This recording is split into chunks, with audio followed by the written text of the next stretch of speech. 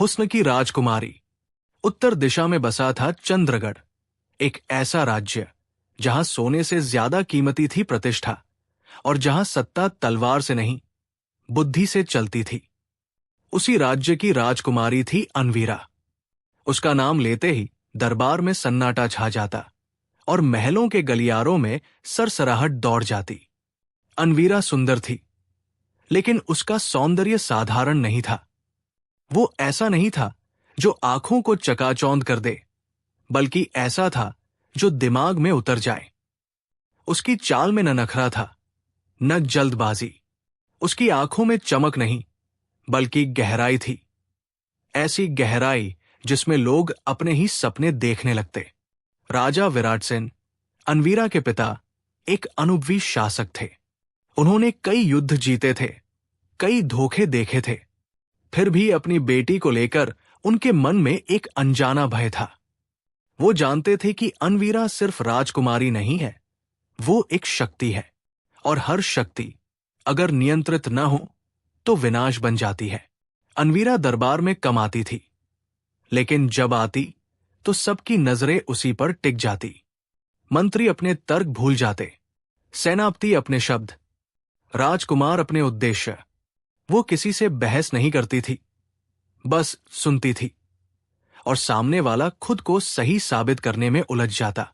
उसका हुस्न उसका हथियार नहीं था, बल्कि उसका आवरण था। पहला शिकार बना मंत्री रुद्रकेतु। वर्षों से वो सत्ता का भूखा था। जब अनवीरा ने एक दिन उससे कहा, राज्य को आप जैसे बुद्धिमान लोगों की जरूरत है, तो वो वाक्य उसकी नसों में दौड़ गया। रुद्रकेतु ने उसी दिन राजा के खिलाफ योजनाएं बुननी शुरू कर दी, ये सोचकर कि राजकुमारी उसके साथ है। लेकिन अनवीरा ने कभी उसका नाम नहीं लिया। दूसरा शिकार था सेनापति भीमसेन। युद्ध में अजय, लेकिन मन से अकेला। अनवीरा ने बस एक बार उससे पूछा, क्या वीर होना थकाता नहीं? उस प्रश्न ने उसकी आत्मा खोल दी। वो अपने कर्तव्य भूल बैठा और अपनी कमजोरी में उलझ गया। धीरे धीरे उसकी निर्णय क्षमता डगमगाने लगी। अनवीरा मुस्कुराई और आगे बढ़ गई। तीसरा शिकार था पड़ोसी राज्य का राजकुमार देवांश। वो विवाह प्रस्ताव लेकर आया था, लेकिन असल में सत्ता चाहता था। अनवीरा ने उससे विवाह का वादा नहीं किया, बस इतना कहा, कभी कभी सिंहासन से ज्यादा महत्वपूर्ण होता है उसे पाने का सपना। देवांश उसी सपने में उलझकर अपने राज्य लौट गया और अपने ही पिता के खिलाफ खड़ा हो गया। चंद्रगढ़ में धीरे धीरे असंतुलन फैलने लगा। राजा विराटसेन ये सब देख रहे थे। उन्होंने अनवीरा को बुलाया और पूछा, तुम ये सब क्यों कर रही हो? अनवीरा ने शांति से कहा, मैं कुछ नहीं कर रही पिता, मैं बस लोगों को वह दिखा रही हूं जो वे देखना चाहते हैं। राजा चुप हो गए, क्योंकि वो जानते थे ये सच था। लेकिन हर जाल में एक कमजोरी होती है। राज्य में एक साधु आया, नाम था अग्निवेश। उसने अनवीरा को देखा, लेकिन उसकी आंखें नहीं झुकी। उसने न तारीफ की, न आलोचना। उसने सिर्फ कहा, राजकुमारी, आप आईना है, लेकिन आईने भी कभी कभी टूट जाते हैं। पहली बार अनवीरा असहज हुई। अग्निवेश ने कहा, आप लोगों को फंसाती नहीं हैं। लोग खुद गिरते हैं, लेकिन हर गिरावट की आवाज एक दिन आप तक भी पहुंचेगी। अनवीरा ने उस दिन कुछ नहीं कहा। उसी रात महल में विद्रोह भड़क उठा। रुद्रकेतु पकड़ा गया। भीमसेन ने पद छोड़ दिया। देवांश का राज्य युद्ध में जलने लगा। सब एक दूसरे पर आरोप लगाने लगे, और अंत में उंगली उठी अनवीरा पर। राजा विराटसेन ने दरबार में पूछा, क्या तुम इन सब की जिम्मेदार हो? अनवीरा ने पहली बार सिर झुकाया। उसने कहा, मैंने किसी को आदेश नहीं दिया, लेकिन हां, मैंने उन्हें रोका भी नहीं। दरबार सन्नाटे में डूब गया। राजा ने निर्णय दिया, अनवीरा को राजमहल छोड़ना होगा। न कारावास, न दंड, बस निर्वासन। रात में अनवीरा महल से निकली। न गहने थे, न वस्त्रों का वैभव, सिर्फ एक आईना उसके हाथ में था।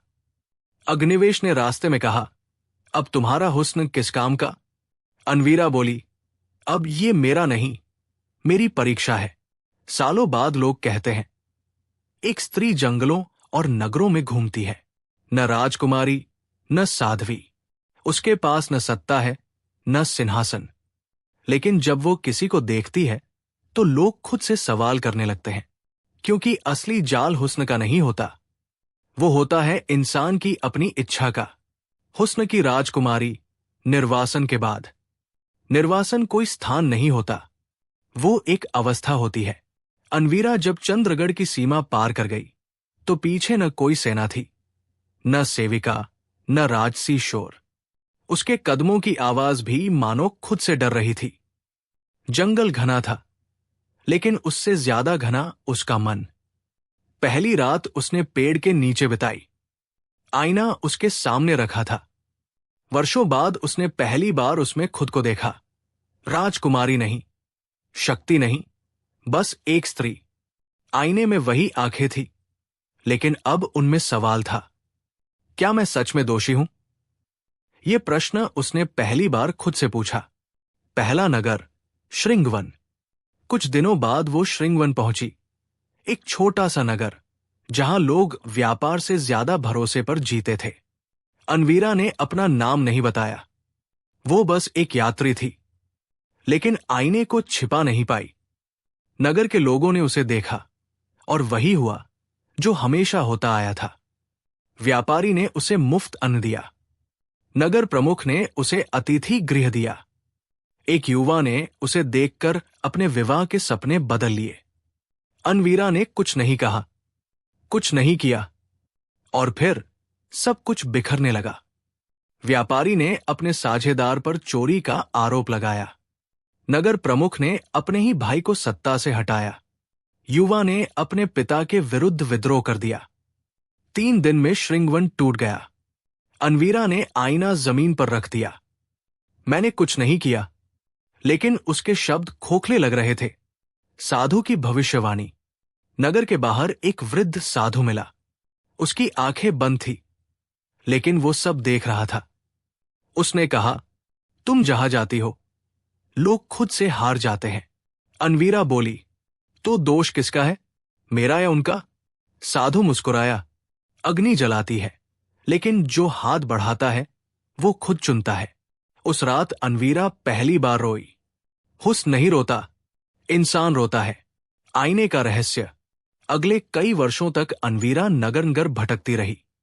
कभी वो किसी का सपना बनी, कभी किसी का पतन, लेकिन अब वो देखती थी ध्यान से। उसने जाना कि आईना साधारण नहीं है।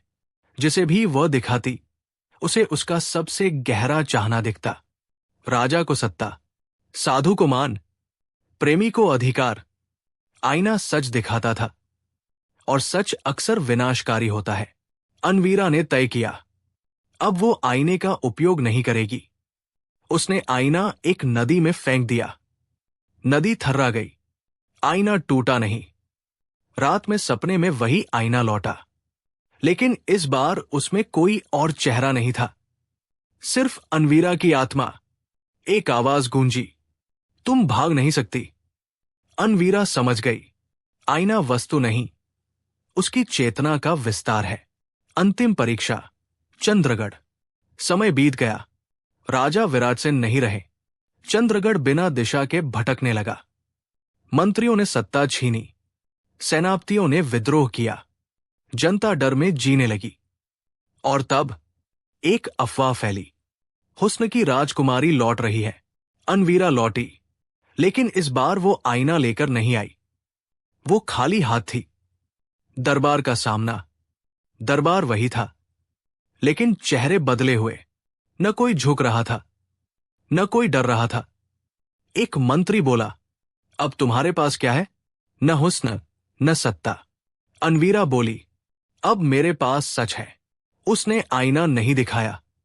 उसने सवाल पूछे, तुम सत्ता क्यों चाहते हो? तुम डरते किससे हो? तुम किसके बिना कुछ नहीं हो? दरबार टूटने लगा, लेकिन इस बार बाहर से नहीं, अंदर से। अंतिम निर्णय। जनता ने पूछा, तुम रानी बनोगी? अनवीरा ने सिर हिलाया, नहीं। तो क्या बनोगी?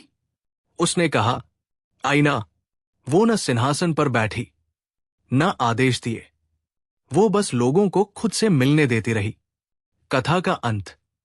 आज भी कहा जाता है, चंद्रगढ़ में एक स्त्री है जिसका कोई पद नहीं, लेकिन जब कोई उसके सामने खड़ा होता है तो वो खुद से नहीं बच पाता, क्योंकि हुस्न का जाल टूट सकता है लेकिन इच्छा का नहीं। और जो अपनी इच्छा को जान ले वही मुक्त होता है। अगर चाहो तो मैं इसका डार्क अंत वाला वैकल्पिक अंत, या अग्निवेश की पूरी अलग कहानी, या इसे और भी ज्यादा दार्शनिक रहस्यमय बना सकता हूं। बस बता देना। हुस्न की राजकुमारी आईने के उस पार। अनवीरा के आईना बनने के बाद चंद्रगढ़ बदलने लगा, लेकिन शांति से नहीं, संघर्ष के साथ। सच कभी फूल की तरह नहीं खिलता, वो अक्सर कांटों के साथ आता है। लोग अनवीरा के पास आते थे, लेकिन सवाल लेकर नहीं, डर लेकर। वे चाहते थे कि वो उन्हें राहत दे, उत्तर दे, दोष किसी और पर डाल दे। पर अनवीरा ने किसी को सुकून नहीं दिया। उसने सिर्फ उन्हें खुद से मिलवाया, और यही सबसे बड़ा दन था। एक दिन एक युवक आया। उसका नाम था केतन। वो साधारण था, न मंत्री न योद्धा।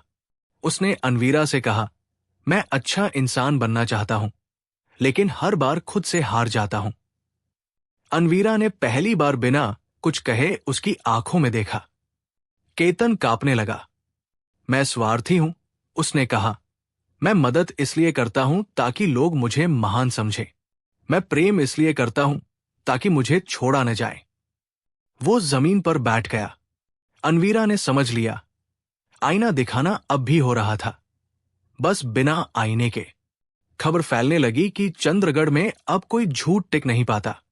व्यापारी डरने लगे, साधु असहज हो गए, नेता घबराने लगे, क्योंकि सत्ता झूठ पर नहीं, अधूरे सच पर टिकी होती है, और अधूरा सच आईने के सामने पूरा हो जाता है। धीरे धीरे विरोध शुरू हुआ। एक रात अनवीरा के निवास पर पत्थर फेंके गए। किसी ने लिखा, तुम राज्य को कमजोर कर रही हो। किसी ने लिखा, लोगों को भ्रमित मत करो। किसी ने लिखा, हमें तुम्हारा सच नहीं चाहिए। अनवीरा ने पहली बार भय महसूस किया। हुस्न से डर नहीं लगता, सच से लगता है। उसी रात अग्निवेश फिर प्रकट हुआ। वर्षों बीत चुके थे, लेकिन वो वैसा ही था, न बूढ़ा न युवा। उसने कहा, अब समझ आई? अनवीरा बोली, सच लोगों को मुक्त नहीं करता, तोड़ देता है। अग्निवेश ने सिर हिलाया। मुक्ति टूटने के बाद ही आती है। अनवीरा ने पूछा, तो क्या मैं गलत कर रही हूं? अग्निवेश ने उत्तर नहीं दिया। उसने जमीन पर एक रेखा खींची। ये तुम्हारे और संसार के बीच की रेखा है। अब देखो तुम किस ओर खड़ी हो। अगले दिन दरबार फिर भरा। इस बार लोग जवाब चाहते थे। एक मंत्री बोला, तुमने हमें आईना दिखाया, लेकिन अब क्या? क्या हम सब दोषी हैं? अनवीरा ने कहा, न दोषी न निर्दोष, सिर्फ जिम्मेदार। किसके लिए? भीड़ ने पूछा। अपने लिए। भीड़ में असंतोष गहराया। किसी ने चिल्लाया, ये दर्शन नहीं, अत्याचार है। और पहली बार अनवीरा चुप रही। उस रात उसने स्वयं से पूछा, क्या हर सच कहना जरूरी है? क्या हर आईना दिखाना चाहिए? उसे पहली बार लगा कि शायद शक्ति त्याग ही सच्चा नियंत्रण है। पर शक्ति त्यागना आसान नहीं होता, खासकर जब वो तुम्हारी पहचान बन चुकी हो। अगले सप्ताह चंद्रगढ़ के बाहर एक नगर जल गया। लोग भागते हुए आए। उन्होंने कहा, हमें मत दिखाओ कि हम क्या है, हमें बचाओ। अनवीरा उनके सामने खड़ी रही। उस क्षण वो समझ गई, आईना कभी ढाल नहीं बन सकता। उसने पहली बार आदेश दिया। सेना भेजी गई, भोजन बांटा गया, शरण दी गई। लोगों ने राहत की सांस ली। और तभी अग्निवेश ने कहा, आज तुमने आईना हटाया। अनवीरा ने कहा, आज इंसानियत ज्यादा जरूरी थी। अग्निवेश मुस्कुराया, लेकिन उसकी मुस्कान में संतोष नहीं था। समय बीतता गया। अनवीरा अब हर किसी को सच नहीं दिखाती थी। वो चुनती थी, कब, किसे, कितना। और यहीं से नया जाल बना। लोग सीख गए कि कैसे सच से बचा जाए, कैसे आधा झुके आधा छिपे, कैसे आईने के सामने भी नकाब पहने। अनवीरा ने महसूस किया, सच का सबसे बड़ा शत्रु झूठ नहीं, अभिनय है। एक दिन एक बालिका आई। उसने पूछा, दीदी आप कौन हो? अनवीरा ने कहा, मैं आईना हूं। बालिका हंसी, आईना तो सच दिखाता है, आप तो कभी कभी चुप रहती हो। वो प्रश्न तलवार की तरह लगा। उस रात अनवीरा सो नहीं पाई। सुबह उसने अग्निवेश से कहा, मैं असफल हो गई। अग्निवेश बोला, नहीं, तुम इंसान बन गई हो। तो क्या अब मुझे ये सब छोड़ देना चाहिए? अनवीरा ने पूछा। अग्निवेश ने आकाश की ओर देखा। हर आईना एक दिन धुंधला हो जाता है। सवाल ये नहीं कि तुम रहो या जाओ, सवाल यह है कि तुम्हारे बाद लोग क्या करेंगे। अनवीरा ने निर्णय लिया। उसने चंद्रगढ़ की जनता को इकट्ठा किया। उसने कहा, मैं न रानी हूं न मार्गदर्शक, मैं सिर्फ एक चरण थी। अब आगे तुम्हें चलना है। लोगों ने विरोध किया, तुम हमें छोड़ नहीं सकती। अनवीरा ने उत्तर दिया, जो सच किसी और से मांगा जाए वो कभी अपना नहीं होता। और फिर वो चली गई। न कोई घोषणा, न कोई विदाई। सालों बाद चंद्रगढ़ में न अनवीरा थी न अग्निवेश, लेकिन कुछ बदल चुका था। लोग अब सवालों से भागते नहीं थे, वे उनसे लड़ते थे। कभी हारते, कभी जीतते। किसी नगर में कभी कभी एक स्त्री दिखाई देती है, साधारण, शांत। वो किसी को आईना नहीं दिखाती, वो सिर्फ सुनती है। और जब सामने वाला खुद को पहचान लेता है तो वो मुस्कुरा देती है, क्योंकि असली शक्ति हुस्न में नहीं, सच में नहीं, बल्कि उस क्षण में होती है जब इंसान खुद से झूठ बोलना बंद कर देता है। और वहीं हर कहानी समाप्त नहीं होती, शुरू होती है। मौन का सिंहासन। दक्षिण दिशा में फैला था राज्य निष्क्रम, एक ऐसा राज्य जो अपने वैभव के लिए नहीं, अपने मौन के लिए जाना जाता था। वहां बाजारों में शोर नहीं होता था, दरबारों में तर्क नहीं, और गलियों में हंसी भी संयम से निकलती थी। कहा जाता था कि निष्क्रम में शब्दों से ज्यादा डर खामोशी से लगता है।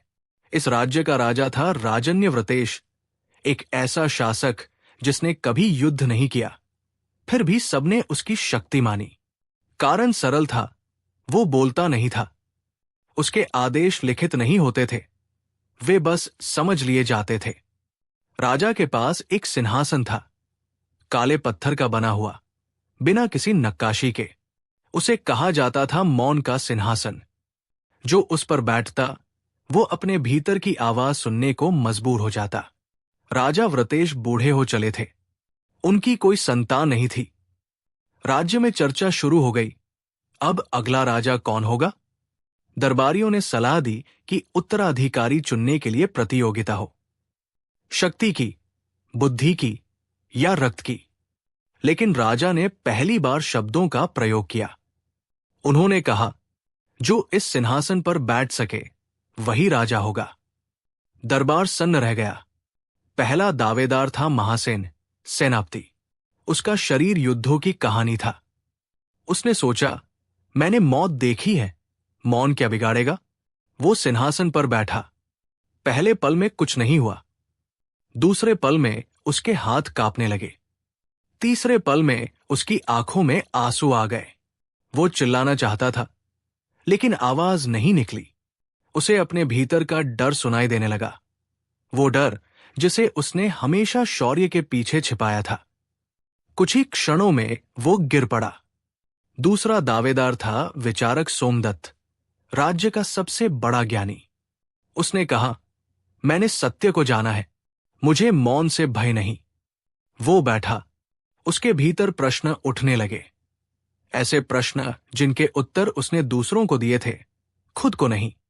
उसकी विद्या, उसका अहंकार, उसकी श्रेष्ठता सब ढहने लगे। वो हंसने लगा, फिर रोने। वो भी उठ गया। एक एक करके सब असफल होते गए। तब दरबार में एक स्त्री आगे बढ़ी। उसका नाम था नैरा। वो न रानी थी न राजकुमारी। वो महल की अभिलेखागार में काम करती थी, जहां इतिहास लिखा जाता है, बदला नहीं जाता। लोग हंसे, ये सिंहासन तुम्हारे लिए नहीं। नैरा ने कुछ नहीं कहा। वो सिंहासन पर बैठ गई। पहले पल शांत, दूसरा पल और गहरा शांत, तीसरा पल राजा व्रतेश ने आंखें बंद कर ली। नैरा के भीतर आवाजें आई, लेकिन वे डर की नहीं थी, वे स्वीकार की थी। उसने अपनी असफलताएं देखी, अपने लोभ, अपनी ईर्ष्या, लेकिन वो उनसे भागी नहीं, वो उठी नहीं। घंटों बीत गए। अंततः राजा बोले, तुम क्या सुन रही हो? नैरा ने कहा, मैं खुद को सुन रही हूं, और मैं उससे भाग नहीं रही। दरबार चुप हो गया। राजा ने सिंहासन नैरा को सौंप दिया, और उसी दिन से निष्क्रम बदला। नैरा ने कोई नए नियम नहीं बनाए। उसने सिर्फ एक बात कही, जो बोले वो जिम्मेदार होगा, जो चुप रहे वो भी। लोग असहज हो गए। अब वे बिना सोचे बोल नहीं सकते थे, और बिना सोचे चुप भी नहीं रह सकते थे। कुछ महीनों में विद्रोह शुरू हुआ। लोग बोले, ये अत्याचार है, हमें बोलने या चुप रहने की आजादी चाहिए। नैरा ने उत्तर दिया, आजादी जिम्मेदारी के बिना नहीं आती। विद्रोह फैल गया। नैरा को गिरफ्तार कर लिया गया। उसे फिर उसी सिंहासन के सामने लाया गया। महासेन ने कहा, अब बैठो, देखे क्या अब भी मौन सह पाती हो। नैरा बैठी। इस बार मौन ने दरबार को घेर लिया। लोगों को अपने भीतर की आवाज सुनाई देने लगी, अपने झूठ, अपने डर, अपने समझौते। एक एक कर वे घुटनों पर बैठने लगे। महासेन भाग गया। सोमदत्त ने संन्यास ले लिया। नैरा उठी। उसने कहा, सिंहासन मेरा नहीं था, ये तुम्हारा था। तुम ही उस पर बैठने से डरते थे। उस रात मौन का सिंहासन तोड़ दिया गया। नैरा राज्य छोड़कर चली गई। आज निष्क्रम में न कोई सिंहासन है, न कोई राजा। लेकिन जब भी कोई निर्णय लेना होता है, लोग चुप हो जाते हैं, क्योंकि उन्होंने सीख लिया है, सबसे बड़ा शोर बाहर नहीं, अंदर होता है, और जो उसे सुन ले वही सच